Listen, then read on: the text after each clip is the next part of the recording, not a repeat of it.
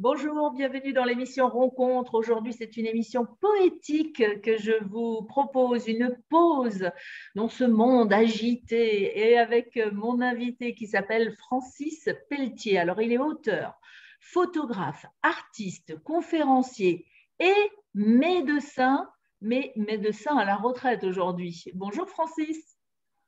Bonjour Lénaïque, Oui. ça Est-ce va que bien? Ça va très bien. Est-ce que j'ai oublié quelque chose dans cette liste très impressionnante d'ailleurs de tes violons d'Ingres? Est-ce qu'on peut appeler ça comme ça? Non, je pense que ça contient pas mal l'essentiel. La photographie, l'écriture, l'édition, les conférences, oui, c'est pas mal ça. Et la retraite, on se demande où est-ce qu'on la place à l'intérieur de tout ça. Mais justement, alors comment ça se fait qu'avec une âme d'artiste comme la tienne, tu aies fait carrière et que tu aies été médecin? Parce que où est-ce que tu trouvais le temps de tout faire entre ton métier de médecin et puis ensuite tes passions de photographe, d'édition, parce qu'on va y venir, hein, bien sûr, hein, mais comment ça a commencé tout ça? Mais en fait, je disais que j'ai toujours dit que j'étais pas un médecin qui était devenu un artiste, que j'étais un artiste qui était devenu un médecin.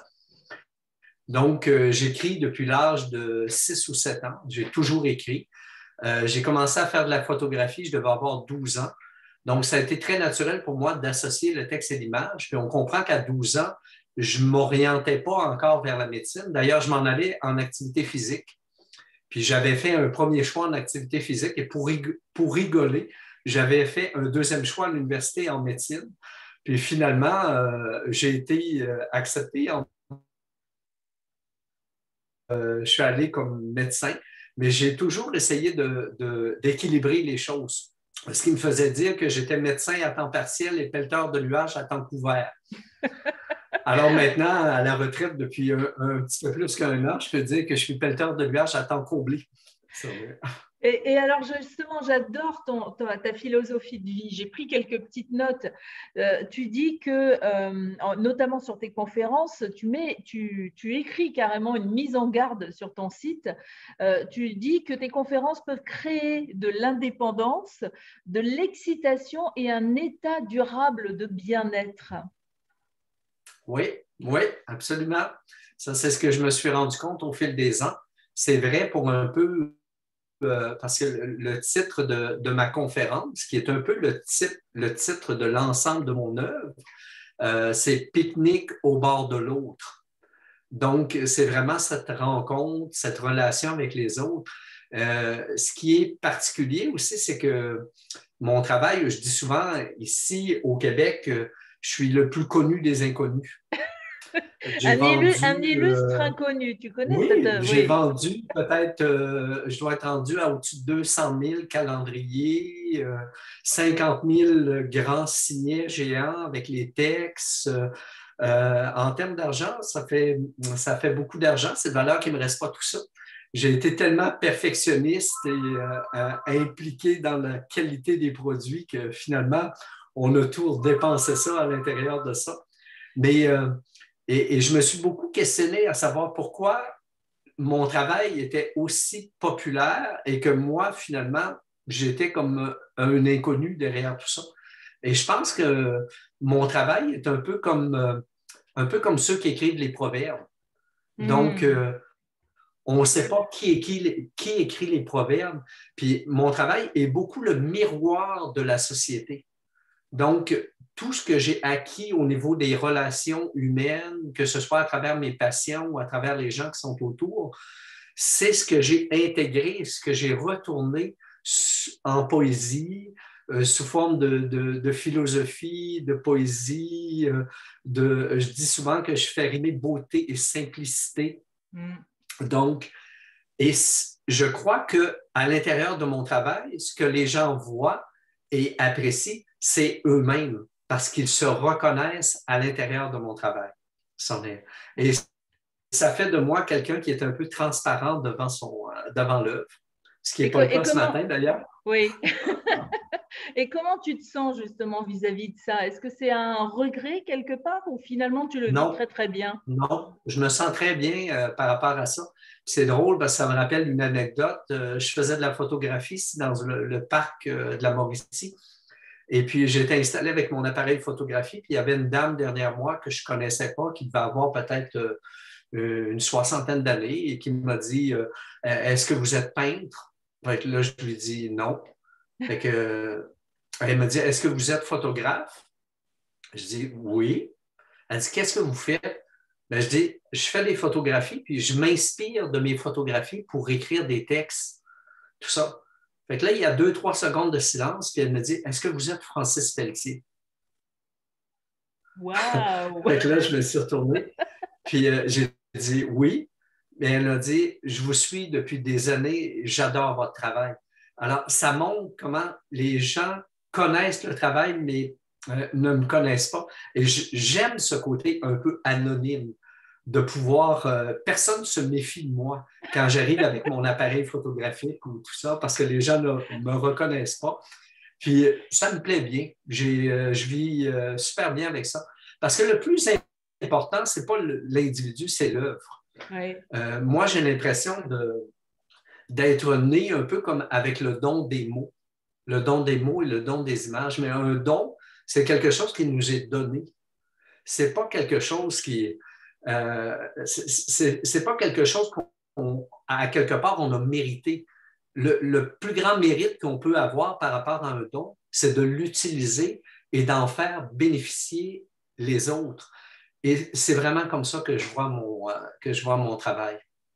Travail, Alors, bien grand mot. oui, voilà, j'allais le dire, un travail bien grand mot, parce que quand on survole ton site, tes pages Facebook, etc., on sent un vrai bonheur de partager les choses. Et d'ailleurs, il y a beaucoup de gens qui disent ça.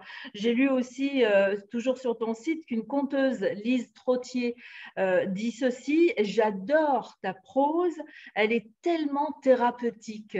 Donc, tu continues finalement ton métier de médecin d'une autre manière aussi. Tu guéris avec les mots M-O-T, M-O-T-S d'ailleurs, parce que Christiane, que nous connaissons grâce à toi, Oui, est notre papesse de la grammaire. Donc, je dois faire attention, surtout si elle voit cette émission. Donc, les mots M-O-T-S te servent pour dire les choses, mais surtout pour apporter du bonheur. Et c'est vraiment ta façon de guérir.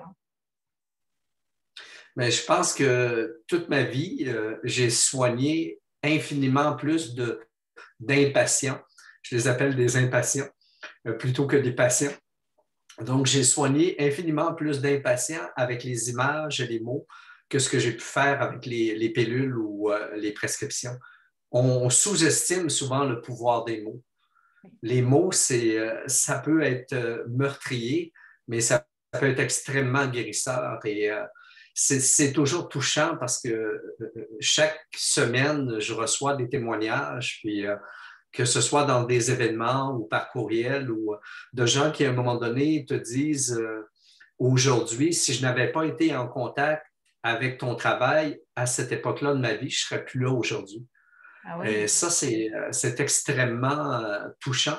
Et puis, tout ça nous confirme parce que comme artiste ou comme créateur, on se demande toujours, est-ce que je fais la bonne chose? Est-ce que ça vaut la peine? Est-ce que toute l'attention, parce que je suis extrêmement puriste, toute l'attention que je porte au travail, aux produits, la minutie, le choix des typographies, le choix des papiers, la mise en page. Puis naturellement, ça commence avec les mots. Les mots, l'alignement des mots. Moi, je peux passer 15 minutes à déplacer une virgule, là. Eh oui. À Et déplacer une virgule. Christiane d'ailleurs, Christiane Asselin, que j'avais reçue aussi dans cette émission, dit que tu es extraordinaire dans la façon dont tu as mis en mots justement et en images son livre, Les fameuses recettes de grammaire. Donc c'est merveilleux Oui, ça, c'est une histoire parce que Christiane et moi, on est des complices depuis 35 ans. C'est une des seules personnes avec ma conjointe qui intervient au niveau des textes, au niveau de dire oui, non, il me semble que ça, c'est pas tout à fait.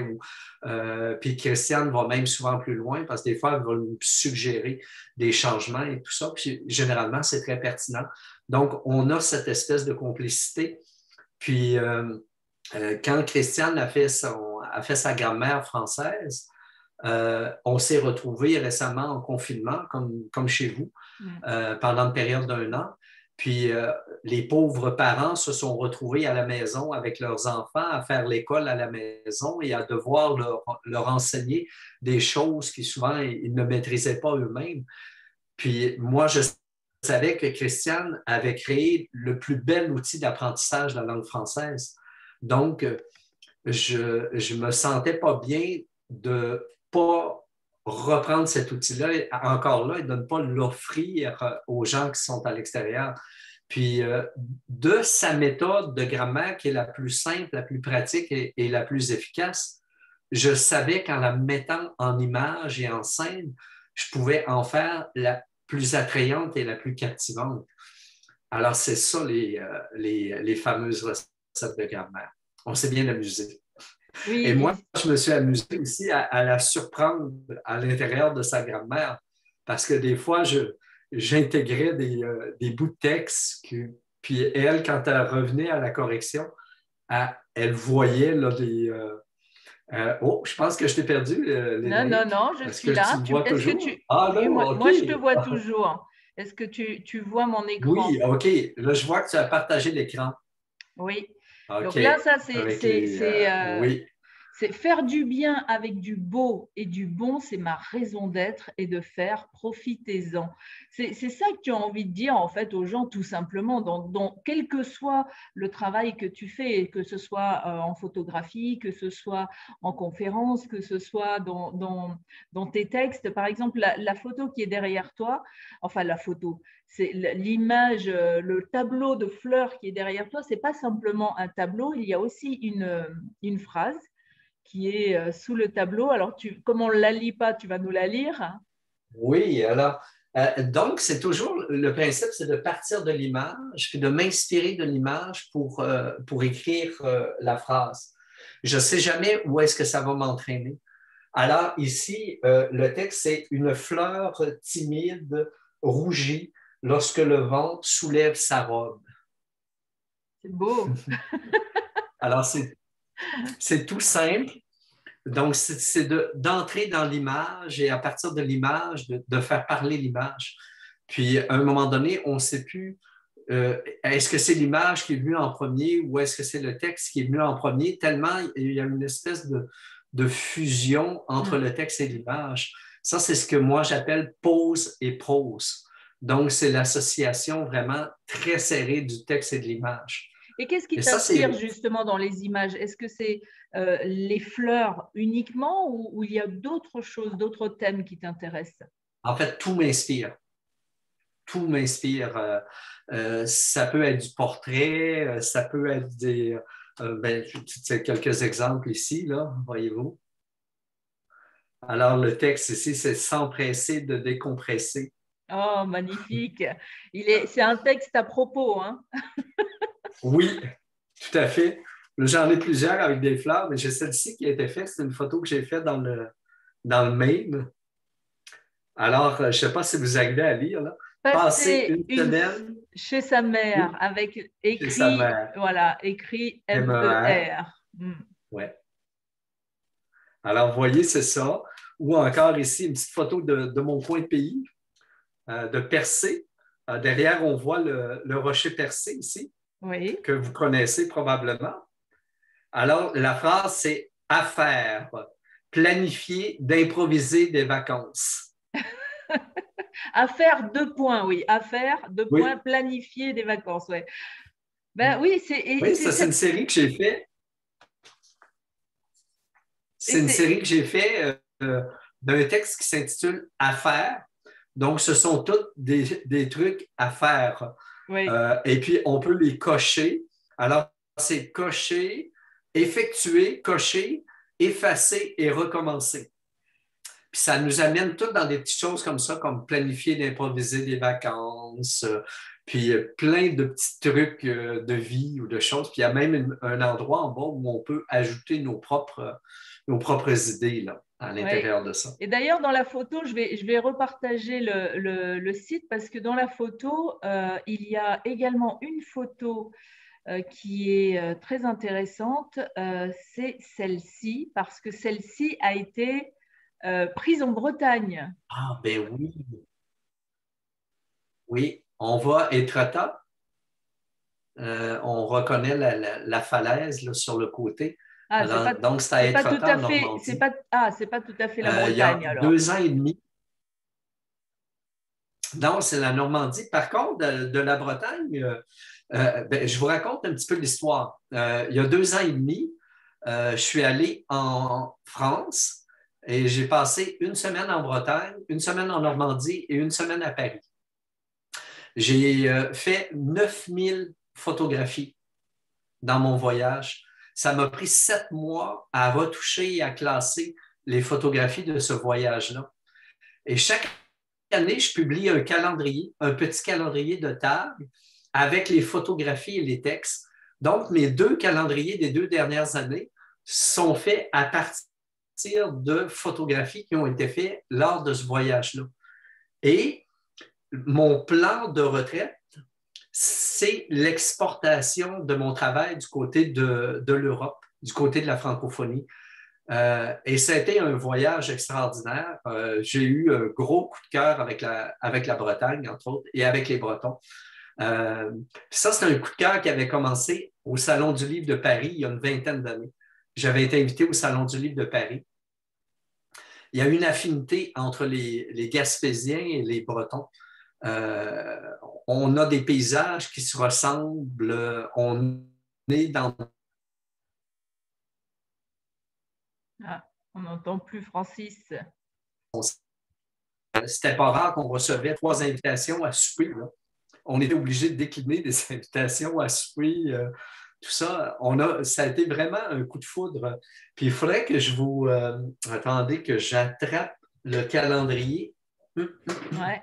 Et pendant ce temps-là, moi, je peux montrer une vidéo que tu as publiée sur ta chaîne YouTube où on voit plusieurs photos. Par exemple, là, on en voit une. On a tous des peurs. Pour les surmonter, il faut simplement être courageux et foncer tête levée. Ça, c'est le texte que tu as mis sous cette image. Oui. Puis je ne sais pas si tu peux accéder au... Non, ben, tiens, ça, c'en est une qui a été faite en Bretagne. Je ne sais pas si tu vas pouvoir, si les gens vont pouvoir la voir. Alors, attends, je vais Alors arrêter le ici, partage. l'hiver, Vas-y, montre bien ton image. l'hiver, on a des classes de neige. Et là-bas, vous avez des classes de mer. Alors, surfer, c'est la grande classe. Il y avait cette photo de... Où est-ce qu'on a mis cette photo qui avait été faite à... Oh, j'arrive pas à la trouver pas loin. Ah oui, OK, ici, on va la voir. Photo qui a été faite à Pont-Aven. Où ça? Pont quoi? Pont-Aven, je ne sais pas Ah, comment vous le prononcez. Pont-Aven, oui, Pont-Aven. Pont-Aven. OK. Et voilà. Des oies en pleine ville.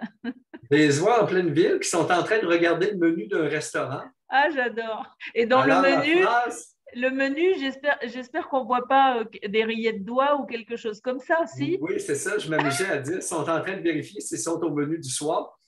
Puis la phrase en dessous, c'est comme si les deux oies discutaient ensemble, puis une des oies dit à l'autre, j'ai un petit creux, et toi, ma chérie. Alors, vous voyez, c'est ça de faire parler les images, de les amener dans des dimensions. On a ici aussi, ça, c'est très drôle. Une photo qui a été faite à Montmartre. Voyez-vous le pigeon avec le... Avec Alors, la phrase en dessous, c'est tiens compte de tes mauvais pressentiments. Et en plus, il fait la tête. Alors, ça veut dire qu'en fait, ton appareil, il ne te quitte jamais pour faire tout ça. Non, Tu es, oui, dans l'observation de chaque instant, chaque moment, il faut pour les qu'il me quitte. capturer. Il faut qu'il me quitte parce que sinon, je ne ferai que ça. Ah oui. Donc, quand je pars avec mon appareil photographique, c'est comme une forme de méditation. Donc, j'oublie le temps, j'oublie l'espace. Je deviens un appareil photographique et je ne capte pas que des images, je capte des odeurs, je capte des bruits. Et c'est tout ça qui, après, revient par la suite. Au moment où je fais la photographie, je n'ai aucune idée de ce que je vais faire au niveau des textes. C'est vraiment par la suite que tout ça me revient en tête. Avec ces 9000 photos de voyage, j'ai refait le voyage à plusieurs reprises. Et c'est le bruit de la mer que j'entendais, c'est les oiseaux autour. Et mon travail au niveau de l'écriture est très sensuel. C'est un travail qui passe vraiment par tous les sens sur les. Et ici, c'est très drôle. Mais ça, c'en est une ici pour. Et ça montre la folie de mon travail. Et les Européens, quand je suis allé au Salon du Livre de Paris, c'est ce qui les a beaucoup fascinés parce que les Parisiens ne sont pas faciles à ébranler. Ils sont un peu, pas frigides, mais pas loin. Alors, Ouais, il n'y a pas disons qu'ils ont beaucoup le, de réactions. voilà, Je crois que ils ont le visage du un peu. côté des Bretons, ça allait bien. Tout ça. Mais c'est vrai que les Parisiens sont un peu figés, quoi. C'est-à-dire que des fois, Oui, oui. Et on moi, je suis sait. arrivé au Salon Ouais. du. Vas-y, Non, Francis. c'est comme des blocs de glace. Ouais. Moi, je suis arrivé à Paris avec toute mon effervescence et tout ça. Et puis, là, je me mettais à clamer de la poésie. Et puis, là, il s'installait, il me regardait comme un animal étrange. Et puis, il s'empilait devant moi comme des blocs de glace. Je n'avais pas de réaction. Moi, je suis habitué à voir des gens rire, pleurer, s'esclaffer, tout ça. Mais là, il n'y avait aucune réaction et tout ça, sauf qu'il s'empilait devant moi. Et à la fin, là, il venait me voir en disant, c'est extraordinaire. Et là, je leur disais, ah oui, vous avez apprécié ça. Fait que, tu sais, pour eux ici. Oui. Alors, vous voyez, ça, c'est un exemple de ma folie, là. Alors, Chalet à on louer. reconnaît Versailles et c'est marqué, le texte, c'est chalet à louer. J'adore. Mais qui a osé en France utiliser une photo de Versailles pour en faire un chalet à louer? Un chalet à louer, non pas à la semaine, mais à la Oui, seconde, oui. probablement, à cause des coûts exorbitants. Donc, je m'amuse beaucoup. Ça, c'est toujours, c'est l'histoire. Puis j'ai publié jusqu'à maintenant une vingtaine de livres. Mm. J'ai publié à un moment donné un livre très sage qui s'appelle Être c'est, qui est un livre sur une philosophie de vie, parce que les gens me demandaient qu'est-ce que c'est qu'un pelleteur de nuages. Alors, je vais vous le résumer en deux phrases. La première et la dernière du texte. La première qui dit Être c'est consacrer passionnément la majeure partie de sa vie à la créer. Puis la dernière phrase du texte qui dit Être, c'est déguster les petits amuse-gueules de la vie et cesser de faire du bonheur tout. Et ça, c'était le texte Être. Donc, les gens ont dit oh, c'est un sage, il est très sage et tout ça. Et je suis arrivé, le livre suivant, avec le truc le plus disjoncté qu'on puisse imaginer, qui est un livre qui s'intitule Cœur Cœur à à louer. louer. J'ai collectionné des petites annonces classées dans des courriers du cœur que j'ai réécrites ou commentées, illustrées par un ami à moi qui est Bruce Roberts. Et on a remporté 3 prix, dont le prix du plus beau livre illustré ici au Québec. Il faut nous en lire un Je vous extrait, là, donne un exemple. Francis. Ça, Ah c'est la oui. vraie petite annonce d'un côté, et de l'autre côté, c'est l'interprétation. Pardon? Oui, oui. Alors, le texte d'origine, Minou, petite, mince, blonde, jolie, sans chats, cherche compagnon de vie pour tout partager. La traduction que j'en ai faite.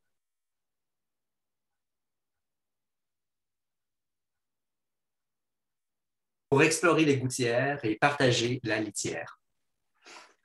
Alors, Puis à la fin du livre, on retrouve un lexique. Oui. Il faut absolument que tu le refasses parce qu'il y a eu une micro-coupure et je ne sais pas si ça a été enregistré et je ne sais pas si la vidéo a pris ton texte. Donc, il faut que tu recommences si tu veux bien. Donc, cette photo, OK, il n'y a pas de problème. Cette petite annonce. À partir d'où tu veux? Alors, recommence la petite annonce et puis ensuite ton texte. Tu veux que j'apprenne à partir de la petite? OK, pas de problème. Et là, on va demander une bonne connexion. Là. Ça commençait par Minou, c'est ça? Oui, c'est ça. Des fois, ça coupe. Hein? Oui. OK. Alors, voici cette petite annonce classée que j'ai retrouvée dans un des courriers du cœur. Minou, Loulou, 49 ans, divorcée, petite, mince, blonde, jolie, sans enfant, 2 chats, cherche compagnon de vie pour tout partager. Je lui ai donné naturellement le numéro 4. 4. Alors, traduction. Petit minet abandonné, cherche gros matou castré pour explorer les gouttières et partager la litière. À la fin du livre, on retrouve un lexique où j'ai repris les mots et les expressions que les gens utilisent dans le courrier du cœur, mais avec de nouvelles définitions. C'est ainsi qu'on apprend qu'une âme sœur, c'est un inceste spirituel. Que un bon diable, c'est quelqu'un qui est habitué d'endurer. Souvent, les gens, je ne sais pas ici si ça marche comme ça chez vous, mais les gens, souvent dans leurs petites annonces, ils mettent pour amitié d'abord et chicane ensuite. Alors, en France, on dit plutôt… lucide. Oui, alors c'est un truc du style pour faire connaissance et plus si affinité. C'est souvent ça qui est utilisé. Affinité, oh oui. Alors, affinité, si vous allez voir ce que veut dire dans mon lexique affinité, une affinité, c'est une preuve de bon goût.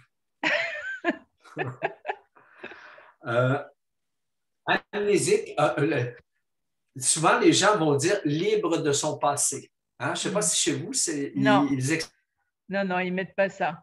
Libre de son passé. Alors ça veut dire amnésique. Libre de… Ah bah oui, en un sens, oui. Et la dernière section du livre, puis dans la dernière section du livre, j'ai créé des petites annonces classées. Donc, quand je fais une conférence, je donne un cours de petites annonces classées. Alors, je dis aux gens, évitez les petites annonces déprimantes, du genre homme seul, cherche femme seule, pour partager plaisir autrement solitaire. Allez-y plutôt avec femme engagée, un peu ronde. Recherche homme aux épaules carrées pour former triangle amoureux. Démon du midi espère invitation pour souper et petit déjeuner. Vous êtes une femme d'action, vous n'avez pas de temps à perdre. Superwoman de Laval des Rapides, complètement débordée, recherche éjaculateur précoce pour rencontre expéditive. Ma foi, ma préférée elle serait au moins rigolote, ces petites annonces. Ma préférée, toute courte, effeuilleuse, cherche relieur. Ah, c'est beau. Alors, vous voyez, je suis passé de quelque chose de très sage à quelque chose de complètement disjoncté. Puis je pense que le livre suivant, j'ai fait le truc le plus sensuel que j'étais sur une terrasse à Trois-Rivières, puis à quelques tables de moi, il y avait une dame très inspirante. Puis je me suis imaginé que ce que j'aurais aimé être, c'était le petit voilier accroché à sa chaîne pour pouvoir plonger et replonger dans son décolleté. Puis j'ai fait un texte qui s'intitule « La grande traversée ». Donc, c'est vraiment de me laisser entraîner par le moment présent. C'est la même chose au niveau des projets. Oui. Donc, j'ai cette capacité et cette possibilité de me pouvoir tourner sur un 10 sous. Je ne sais pas si les 10 sous, c'est des petites pièces de monnaie. Donc, au Québec, on dit il s'est retourné que en l'espace de pas grand temps, on a réussi à changer des choses ou à prendre des décisions rapides pour s'adapter à des contextes et tout ça. Donc, c'est beaucoup. C'est beaucoup ce que je fais. Donc, c'est une idée, à un moment donné, un flash, et puis on y va. Oui. Alors après, ça c'est pour tes œuvres. Et comment tu fais pour choisir les gens que tu voudras éditer, que tu veux éditer? Quelle est ta ligne de conduite par rapport à ça? En fait, c'est très simple depuis quelques années parce que j'ai des collaborateurs. Il y a eu une grande période de ma vie où j'ai fait la promotion d'artistes, que ce soit des artistes en art visuel ou des artistes de tous les milieux. On a eu plusieurs galeries d'art, puis même avec la maison d'édition et tout ça. Puis j'avais une tendance, parce que le danger d'être passionné partout, c'est de trop s'éparpiller. Et puis, j'avais cette tendance à vouloir tout faire, tout promouvoir et tout. Et puis, j'ai des collaborateurs qui sont arrivés avec les pelleteurs de nuages il y a 4 ou 5 ans. Des gens d'affaires, mais très proches de l'art, des amoureux euh, de la poésie qui partageaient cette vision de faire du bien avec du beau et qui avaient comme envie de collaborer à cette espèce de mouvement qu'on était en train de créer, mais qui m'ont dit, nous, on embarque avec toi, mais à condition qu'à partir de maintenant, on se concentre sur tes choses. Nous, on est là pour toi. Et ça m'a comme rassuré parce que des fois, j'ai l'impression qu'on va à gauche et à droite, puis on essaie d'aller chercher d'autres gens parce qu'on n'a peut-être pas la sécurité de dire, c'est peut-être un petit manque de confiance dans notre travail, mais d'avoir ces gens-là qui sont arrivés et tout ça. Donc, depuis 4 ou 5 ans, c'est vraiment concentré sur mon travail. J'ai réussi à faire une petite encoche au protocole avec la grand-mère de Christiane Asselin à cause de ce que j'avais raconté, à cause de ma complicité avec Christiane, à cause du fait que je sentais qu'il fallait absolument produire. Oui. Et puis, c'est ton amour Là, des c'est moi qui mots. perds. Oui, c'est ton amour des mots aussi qui t'a fait peut-être Absolument. choisir Christiane. Ah, ça, c'est définitif. Un jour, peut-être que Christiane te racontera les circonstances de notre première rencontre, mais ça a été très, très particulier. Puis même dans les débuts où on a connu Christiane, la vie a fait que Christiane a vécu ici avec nous pendant une période de 2 ou 3 mois. Puis ma conjointe venait d'accoucher de notre deuxième fils. Donc, notre deuxième fils qui est devenu un peu presque le fils de Christiane. Puis malheureusement, notre fils est décédé il y a 3 ans par surdose de fentanyl. Et puis, Christiane et moi, on lui a fait un hommage sur qui était extrêmement touchant, là, où tout le monde riait et pleurait à la fois. Donc, ça a été toute une histoire aussi. J'étais, au moment où mon fils est décédé, j'étais en train de produire ce livre-ci qui s'intitule Je te souhaite. Puis le livre était presque prémonitoire parce que Je te souhaite, c'est un texte que j'ai écrit dans une période plus difficile de ma vie où, pour m'aider à me recentrer, je me suis mis à me souhaiter des choses. Ensuite, j'ai décidé de partager aux autres. Puis le texte, le sous-titre du texte, c'est La chenille a de l'avenir. Alors, j'ai illustré chacune des phrases du livre avec une photo de papillon. Donc, j'ai fait au-dessus de 1000 photos de papillons pour illustrer chacune des phrases. Donc, c'est aussi un texte qui non seulement nous aide à nous recentrer, mais c'est un texte qui nous aide à déployer nos ailes. Et la dédicace du livre était à qui a traversé, traverse ou traversera une tempête sur la mer imprévisible de la vie. Bref, à toi, parce que personne y échappe. Et c'est là qu'on a appris le décès de mon fils. J'étais sur la correction du livre avec Christiane de ce livre-là. Donc, ça a été c'est très troublant comme situation. D'autant plus que dans le livre, on retrouve 4 ou 5 textes. J'aurais pu choisir n'importe lequel de mes textes comme dernier texte du livre. Puis j'avais choisi un texte qui s'intitule Lettre à mon fils, qui était une lettre dans laquelle je lui expliquais que ce n'était pas un long fleuve tranquille, que c'était une rivière sauvage où on souhaitait tous la coulée douce. On voit déjà la contradiction entre la rivière sauvage et la coulée douce. Ouais. C'est difficile de se la couler douce sur une rivière sauvage. Oui, c'est une rivière. Il y a des parties qui sont plus calmes, plus tranquilles, mais à un moment donné, il y a des cascades, puis à un moment donné, il y a des chutes au bout de tout ça. Alors, puis quand mon fils est décédé, moi, dans ma thérapie personnelle, j'ai décidé d'en parler.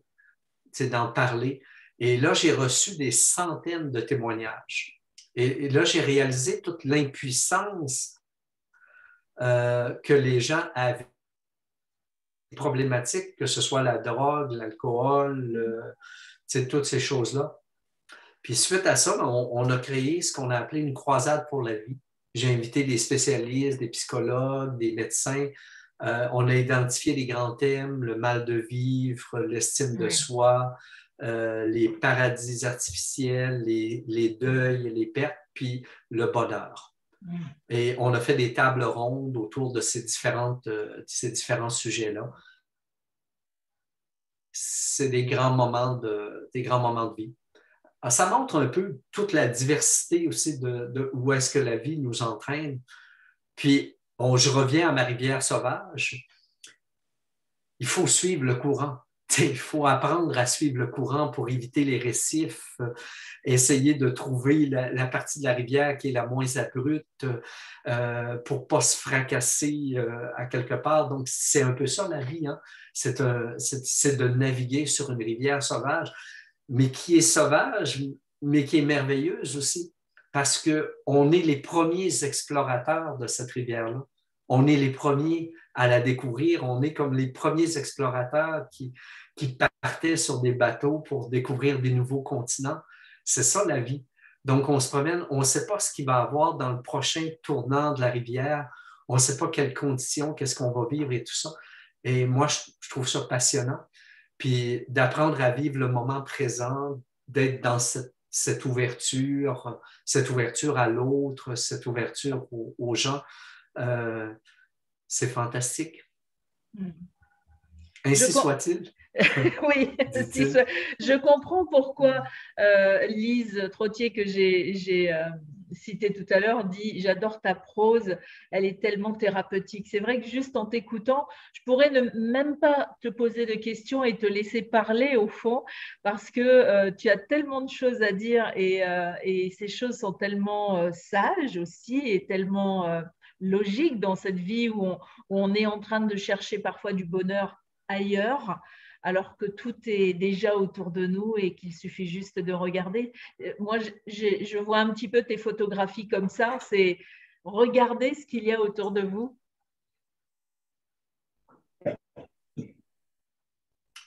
Oui, puis c'est très drôle parce que pendant que je t'écoutais, pendant que tu parlais, puis je repensais un petit peu à ma dernière envolée lyrique. Puis je me disais, mon Dieu, que c'est bien résumé dans cette petite inspiration ici, qui dit il est aussi sage d'être un peu fou que fou d'être trop sage. Oui.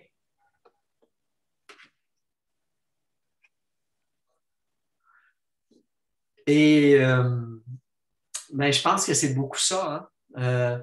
Il faut vivre pleinement, intensément, mais sans toutefois se prendre trop au sérieux non plus. Parce que la vie, il y a aussi un côté ironique. Il nous arrive toutes sortes de choses qui sont... Des fois, il y a des situations de vie là, qui sont dramatiques ou tristes. Puis des fois, ça me fait rire.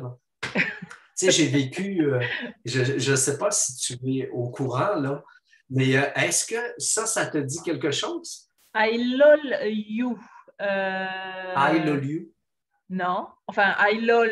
Lol, c'est lot of laugh. C'est le. Oui. LOL, c'est ça, exactement. Mais ça, c'est le titre d'un de mes livres. OK? Et ça, c'est le seul de mes 20 livres dans lequel je raconte une partie de ma vie.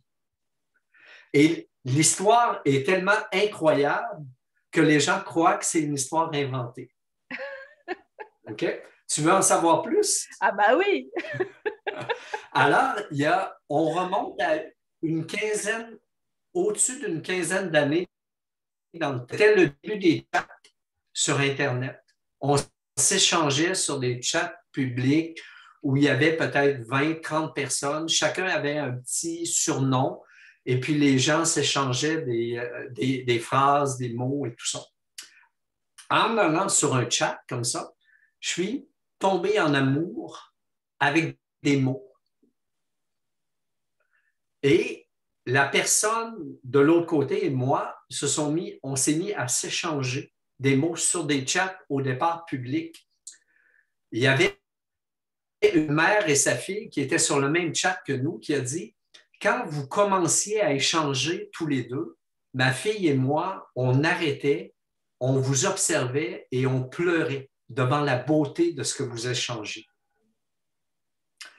Mais moi, dans ce contexte-là, je suis comme tombé en amour avec des mots. Et moi qui est très transparent, j'ai dit à ma conjointe, écoute, je suis en amour avec des mots.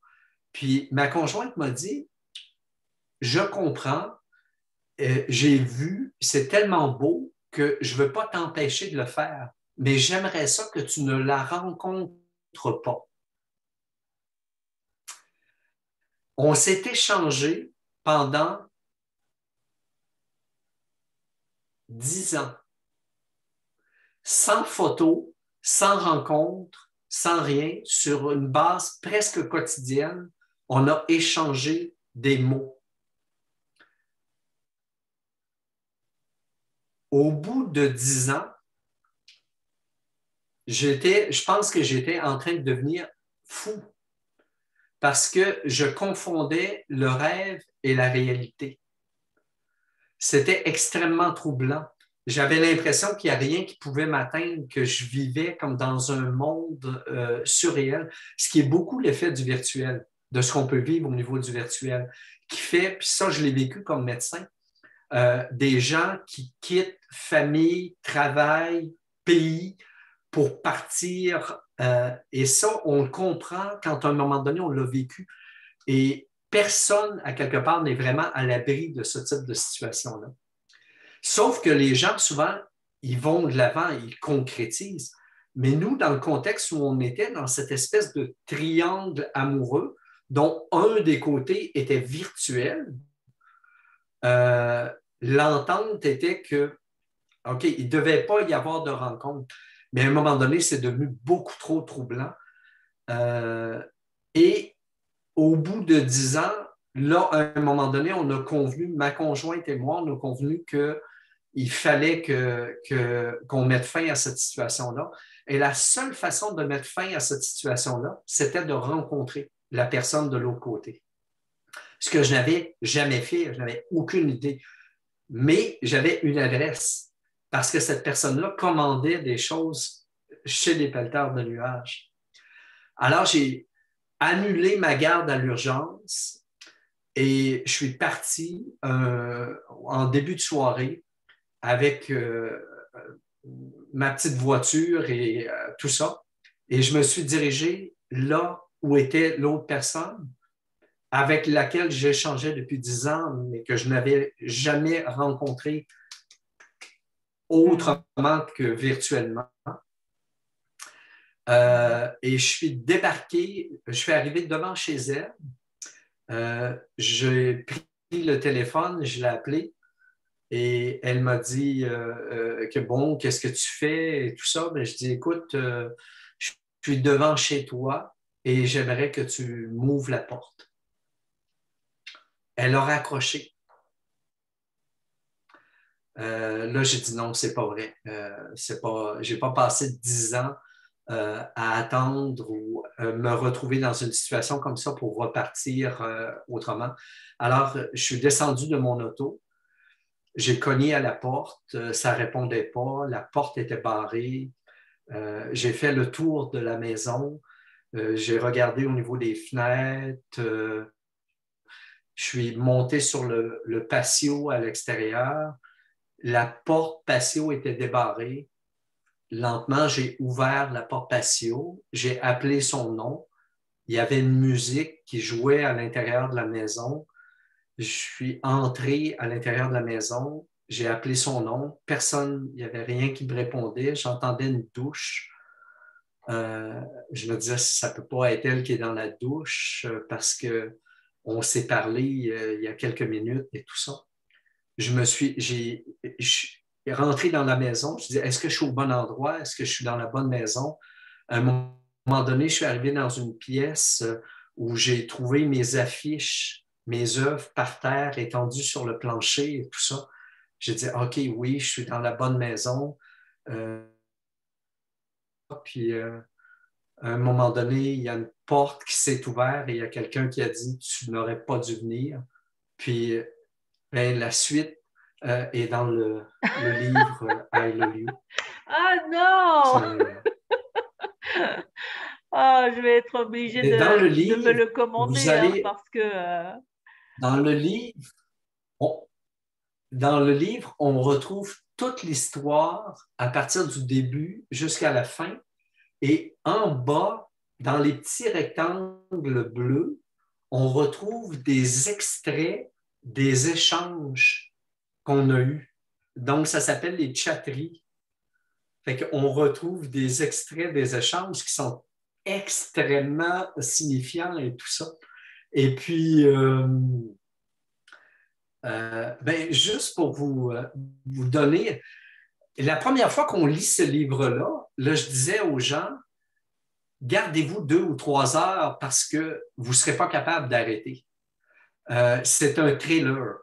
Et le cœur nous débat. Vous avez vu un peu, là, quand je fais le tour de la maison, le cœur des gens débat au même rythme que le mien. Mais on arrive à la fin du livre, puis on a échappé 85% de la subtilité ou de la finesse. C'est une grande réflexion sur l'amour, sur les nouveaux modes de communication, sur la vie, sur les... Juste vous donner un petit exemple. Là. Ici, je vais vous lire le 2e paragraphe du début du livre. Je ne sais pas si elles évoluent, mais les relations changent depuis qu'on caresse surtout les claviers. On ne s'écrit plus, on se texte, on ne se courtise plus, on se courriélise. On ne miaule plus, on chatte. On ne fait plus l'amour au lit, on baise à la webcam. On se virtualise davantage qu'on se visualise. Même à haute vitesse, l'écart se creuse. Comment une interface peut-elle remplacer un face-à-face? Alors ça met la table à I Love You. Et actuellement, c'est drôle parce qu'on en parle, puis j'ai un ami qui a un client qui, lui, est en amour avec ce livre-là et qui est en train présentement de payer petite fortune pour le traduire, parce que c'est plein de jeux de mots et tout ça. Puis lui, il veut l'amener là, sur l'ensemble du marché anglophone et tout ça. Fait que, mais en tout cas, il n'y aura pas de difficulté à traduire. Alors, vous voyez, c'est un peu toute cette belle folie de la vie et d'où est-ce que ça peut nous entraîner. Ça va? Donc, Tu t'es bien... écoute, Francis... Tu te remets lentement du choc. Oui. C'est pour ça que je te disais, on a juste envie de t'écouter, Francis. J'avais pas envie d'intervenir, j'avais juste envie de te laisser parler, de te laisser t'exprimer. Effectivement, c'est beau. Merci pour ce pique-nique au bord de l'autre. Merci pour ce moment poétique et merci de m'avoir... En fait, tu donnes envie aussi, parce que là, c'est vrai que cette histoire est extraordinaire. Alors, est-ce que c'est vraiment une vraie histoire ou est-ce que c'est... On a envie de savoir. Alors, de toute façon, vous retrouverez bien sûr sous cette vidéo tous les liens utiles pour retrouver le travail de Francis et lui commander ne serait-ce ses tableaux ou ses photographies. Mais qu'est-ce qu'on pourrait rajouter En attendant que... Oui. Ben, j'ai hâte de vous voir. J'ai hâte de vous voir physiquement, de pouvoir vous serrer dans mes bras, de vous toucher, de vous partager cette passion et toute cette poésie, mais autrement qu'en virtuel. Donc, j'ai hâte de me promener dans votre magnifique coin de pays que j'adore. Et je me retiens toujours pour ne pas aller revisiter mes photos de façon continuelle et tout ça. Puis ça a été un grand coup de cœur, puis je suis certain qu'on va se retrouver bientôt. Puis on va beaucoup s'amuser. Beaucoup s'amuser. Et il faut déjà commencer et avoir beaucoup de plaisir à échanger et à partager. Ouais. Et ne pas attendre la fin du confinement pour s'amuser. Hein. On peut s'amuser dès maintenant, ne pas attendre Absolument. La fin du confinement. Hein. Oui, mais je pense que c'est beaucoup ce qu'on a fait ce matin. Oui. En tout cas, merci Francis. C'est beaucoup ce qu'on a fait ce matin. Merci. C'était très agréable, oui. C'était un plaisir. Moi aussi. Merci à toi. Merci à tout le monde. Je vous embrasse. Puis à très bientôt. Au plaisir. Bye bye.